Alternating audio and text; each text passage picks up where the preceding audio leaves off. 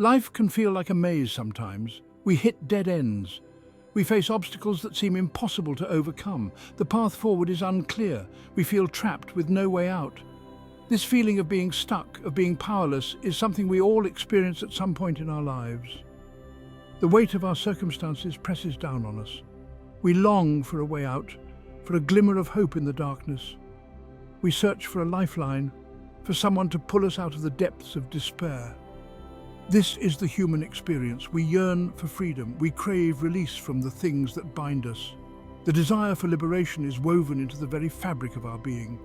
This desire for something more, for something better, is what drives us forward. It's what keeps us searching for answers.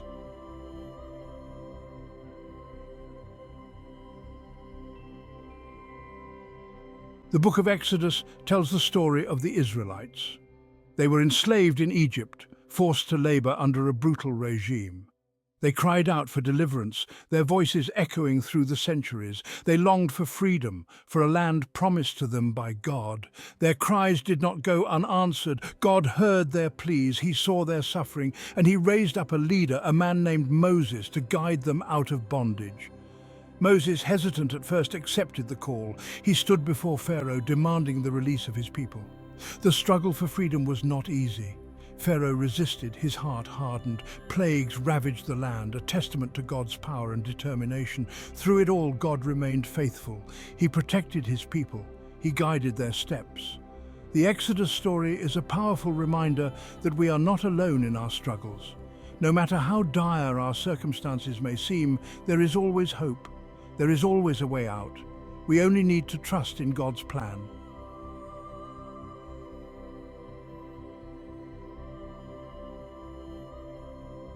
The Israelites' journey from slavery to freedom is an inspiration for us all.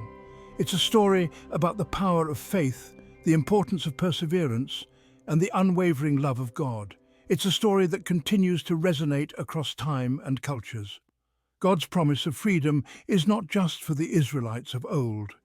It is a promise extended to all of us. No matter what chains bind us, no matter what obstacles stand in our way, God offers us a path to liberation. He offers us a way out of the wilderness. The story of Exodus is more than just an ancient tale. It's a blueprint for living. It's a guidebook for navigating the challenges of life. It's a reminder that with God, all things are possible. He is the God who sets the captives free. He is the God who makes a way where there seems to be no way.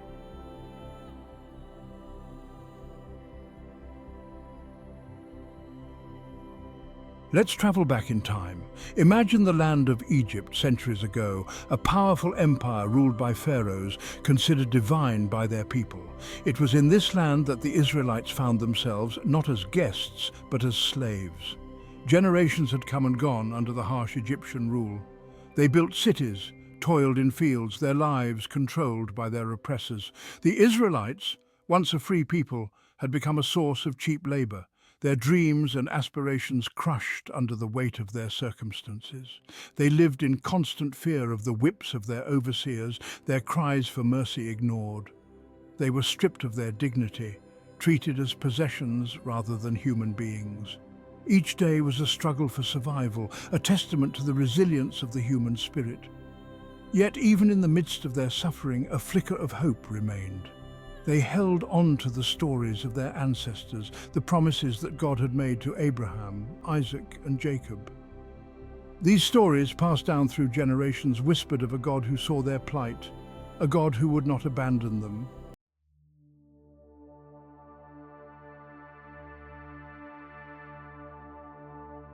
The Egyptians, threatened by the growing number of Israelites, tightened their grip on them.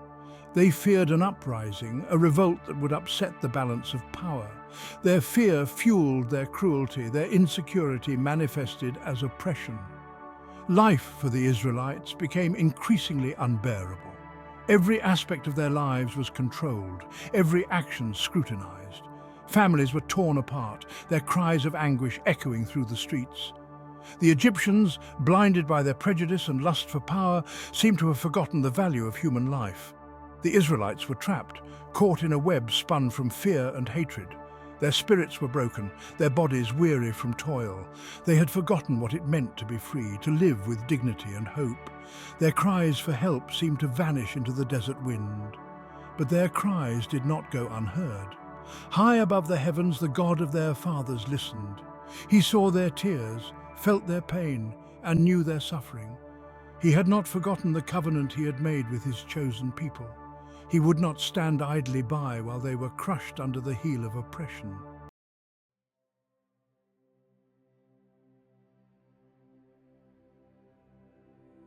The Israelites, in their desperation, cried out to God. Their cries were not those of defiance, but of utter despair. They had nowhere else to turn, no one else to plead their case. Their voices, hoarse from years of silent suffering, rose up to the heavens, a chorus of anguish and longing.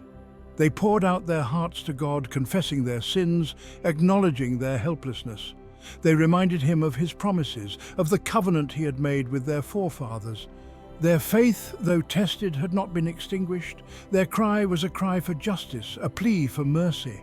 It was a cry that transcended their physical suffering and touched the very heart of God. He heard their cries not just as a distant deity, but as a loving father, moved by the plight of his children. Their cry for deliverance was a turning point in their history. It was a moment of profound significance, a moment when God would reveal his power and faithfulness in a way they could never have imagined. It was the beginning of their exodus, their journey from slavery to freedom. In the vast wilderness of Midian lived a man named Moses. Once a prince of Egypt, he now lived a simple life, a shepherd tending his flock. The sands of time had shaped him, humbled him, prepared him for a destiny he could not have foreseen. Moses had never forgotten his Hebrew heritage. He carried the weight of his people's suffering in his heart. As he tended his flock near Mount Horeb, his life was about to change forever. He was about to come face to face with the God of his ancestors. As Moses led his flock, his eyes were drawn to a sight that both fascinated and frightened him. A bush, ablaze with fire, yet not consumed by the flames. It was a sight that defied explanation. Curiosity and trepidation warred within him as he approached. From the flames, a voice called out, commanding attention. It was the voice of God, revealing his presence. Moses, overwhelmed, hid his face, afraid to look upon the glory. Moses, trembling, responded, "Here I am."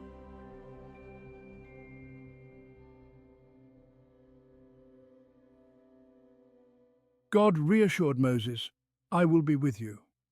When you have brought the people out of Egypt, you will worship God on this mountain." Moses, still uncertain, asked, "What is his name?" God replied, "I am who I am. Tell the Israelites, I am has sent me to you."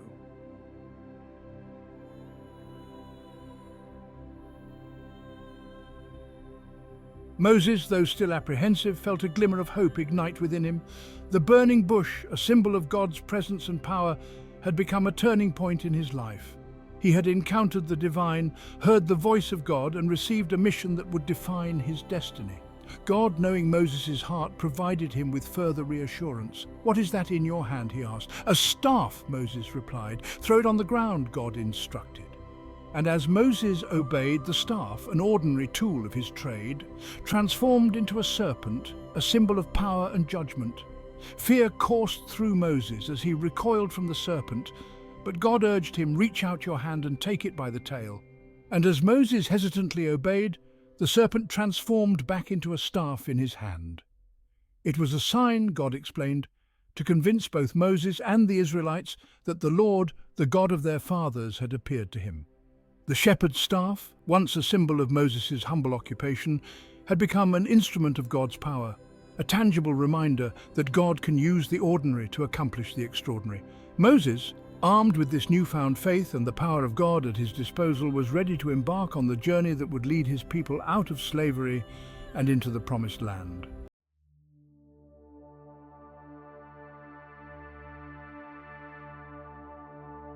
Moses, armed with God's authority and the shepherd's staff, transformed by divine power, stood before Pharaoh.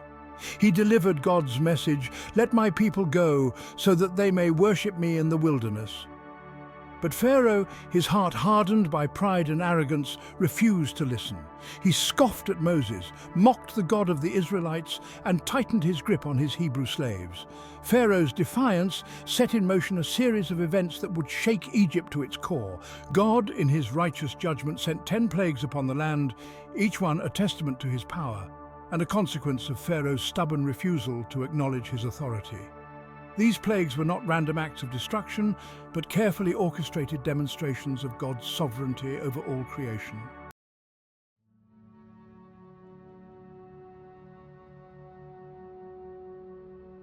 The Nile, worshipped by the Egyptians as a god, was the first to experience God's wrath. Its life-giving waters, the source of their sustenance and prosperity, transformed into a gruesome river of blood. Fish died, the air reeked of decay, and the Egyptians were forced to dig wells along the Nile to find drinkable water. The sight of their beloved Nile, a symbol of their national pride, turned into a stinking, lifeless mass, sent shockwaves through the Egyptian psyche. Their gods, they believed, had abandoned them. The magicians of Pharaoh's court, though able to replicate some of the earlier plagues, were powerless to stop the Nile's transformation. The plague of blood, though terrifying in its own right, was merely a prelude to the horrors that would follow. It was a stark warning, a divine wake-up call for Pharaoh and his people. God, in his mercy, was giving them a chance to repent, to acknowledge his power, and to release his people from bondage. But Pharaoh's heart, hardened by pride and the whispers of his advisors, remained unmoved.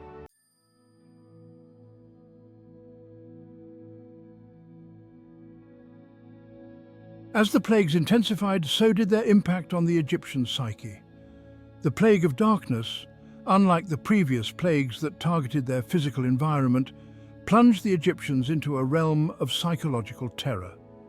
For 3 days, an oppressive darkness, described as a darkness that could be felt, enveloped the land. The sun, normally worshipped as the god Ra, disappeared behind an impenetrable veil.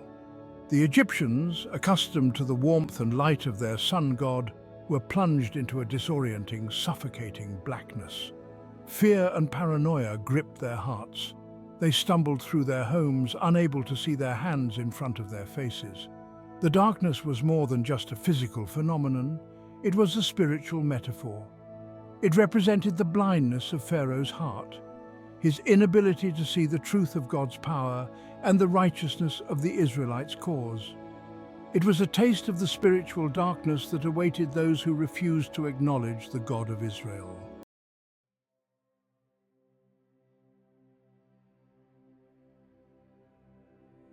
The plagues humbled Egypt and tested Israel's faith. Witnessing God's power, their faith grew stronger. They realized God was actively fighting for their freedom.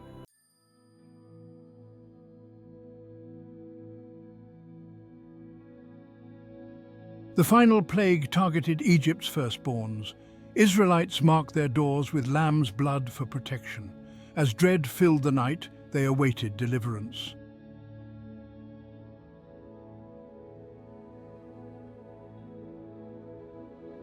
At midnight, cries of mourning filled Egypt. The angel of death spared only the Israelites. Pharaoh, broken, commanded them to leave.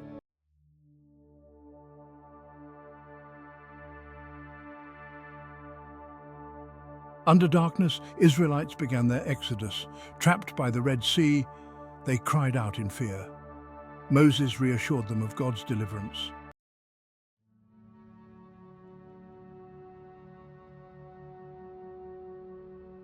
Moses raised his staff, parting the Red Sea. Israelites crossed on dry ground. Egyptians pursued. Waters crashed, engulfing the Egyptian army.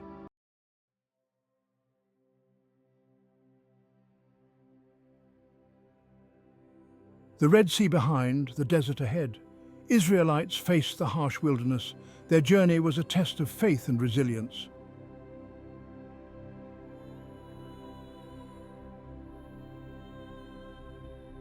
Hunger led to grumbling. Heaven sustained them. It was a lesson in trust and God's faithfulness.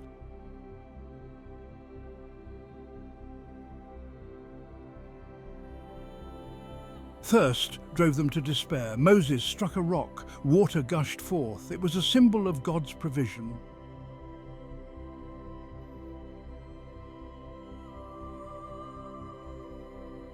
The desert tested and refined their faith. Manna and water were spiritual metaphors.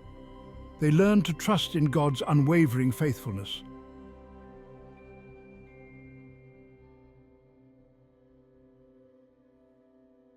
At Mount Sinai, they prepared for divine encounter. Moses ascended, leaving them to consecrate themselves. The mountain held the promise of revelation.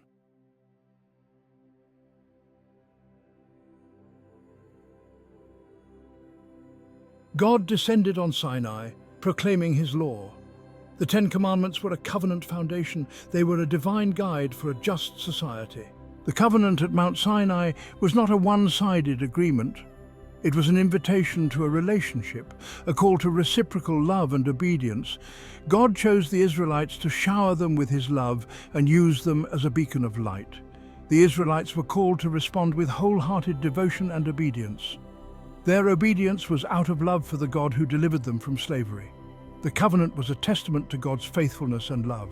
Obedience born out of love is a privilege, aligning hearts with God's heart. The story of Exodus resonates across centuries, its themes of slavery and freedom echoing in the chambers of the human heart. The Israelites' journey from Egypt to Mount Sinai is a timeless mirror reflecting our own struggles and yearnings for liberation.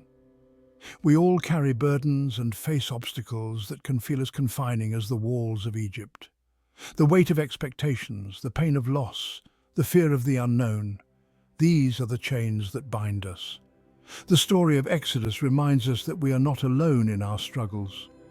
Just as God heard the cries of the Israelites, he hears our cries and knows the deepest desires of our hearts. He has not forgotten us. He is the God who sets captives free and guides us through the darkest nights towards a new day.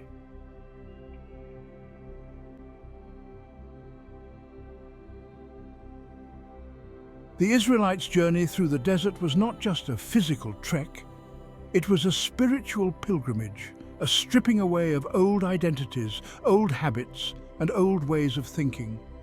The wilderness, in its stark simplicity, forced them to confront their deepest fears, their hidden desires, and their dependence on God in a way they had never imagined. We too face our own wildernesses, internal landscapes that mirror the external challenges we encounter. These are the times when our faith is tested, our resilience stretched, and our capacity for gratitude put to the test. It is in these moments of solitude, when we are stripped bare of all distractions, that we encounter the God who meets us in the wilderness. He is the God who provides for our needs, who quenches our thirst with living water, who whispers words of comfort in the stillness of our hearts. The wilderness, though often feared and avoided, can become a sacred space, a crucible for growth, a classroom where we learn to rely on God's provision, to trust in his guidance, and to discover the true meaning of freedom. The story of Exodus invites us to embark on our own journeys of faith, to step out of our comfort zones and into the unknown, trusting that God will be with us every step of the way. The promise of Exodus is about experiencing true freedom, freedom from fear, doubt, and the chains that bind our hearts. It is a lifelong pilgrimage of trusting and surrendering, allowing God to lead us towards the promised land. We have a God who goes before us, who walks beside us, who carries us when we are too weary to go on. He is calling us to follow him and experience the fullness of freedom.